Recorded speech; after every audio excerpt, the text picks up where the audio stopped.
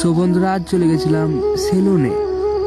So guys সবাইকে শুভ সকাল। তো সকাল সকাল ঘুম থেকে চলে গেছিলাম সাফলের কাছে, কারণ এখন যাব আমরা সেলুনে চুল কাটার জন্য। তো যাই সাফলের দিকে, আর ওদিকে ছিল আবু সামাদ মাঠে ঘুমাচ্ছিল।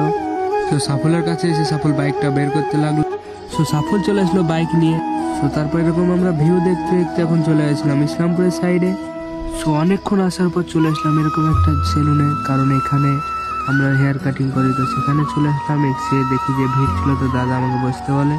তারপর আমরা কিছুক্ষণ ওয়েট করার পর আমারও সিরিয়াল নাম্বার চলে আসলো। তো তারপরে সেখানে সেলুনে চুল দাড়িগুলো একটু সেভ করে বেরিয়ে পড়লাম বাড়ি যাওয়ার উদ্দেশ্য নিয়ে।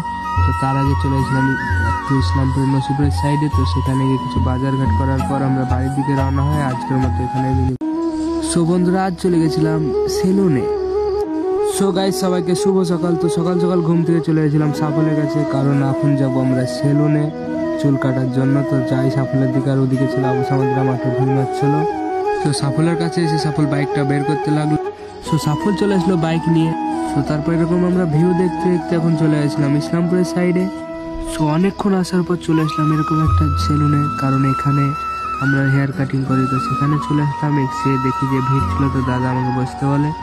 তারপর আমরা কিছুক্ষণ ওয়েট করার পর আমারও সিরিয়াল নাম্বার চলে আসলো। তো তারপরে সেখানে সেলুনে চুল দাড়িগুলো একটু সেভ করে বেরিয়ে পড়লাম বাড়ি যাওয়ার উদ্দেশ্য নিয়ে।